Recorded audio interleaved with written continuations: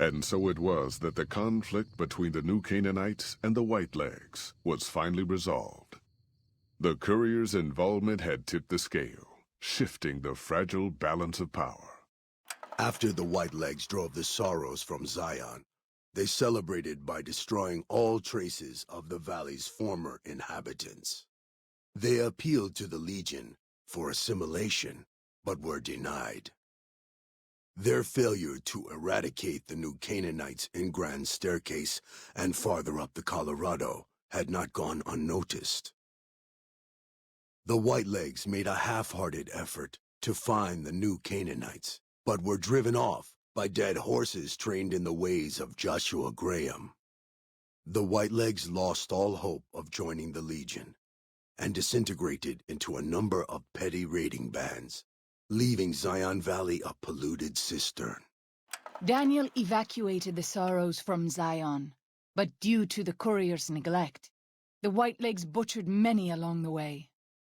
Those who survived barely reached Grand Staircase, but once there, the dead horses and New Canaanites helped them settle. The unfamiliarity of their new surroundings and the loss of loved ones evoked a terrible and lasting grief among the Sorrows. For 2 generations, many would die still lamenting the loss of Zion. Having helped Daniel and the Sorrows escape from Zion, the dead horses returned to their home at Dead Horse Point. The tribe continued to learn from the New Canaanites, and over many years built a flourishing community along the banks of the Colorado. Though the tribe's bond would endure, it was Joshua Graham's legend the dead horses would revere, not the tenets of New Canaan's faith. Already weakened by several seasons of bad trading, the Happy Trails Caravan Company was initially discouraged by the results of its expedition.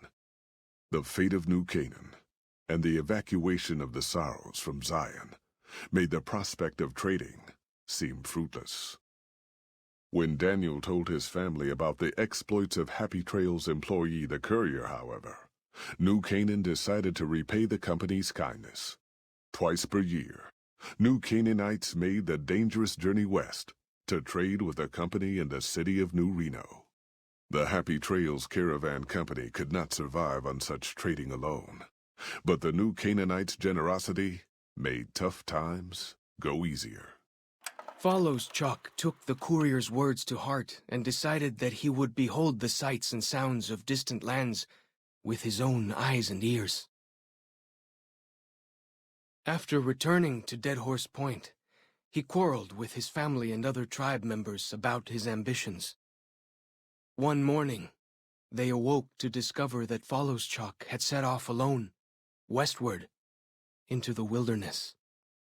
He was never seen again.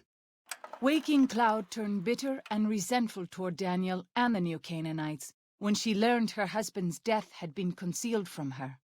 She poisoned some of her tribe against New Canaanite teachings, making relations between the groups difficult from time to time.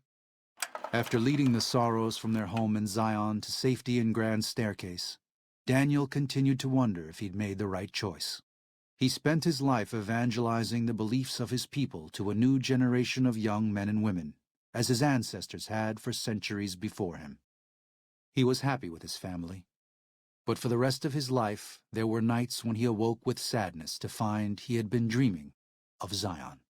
And with that, the courier walked out of the history of the tribes of Zion and back to the gathering storm of the Mojave Wasteland.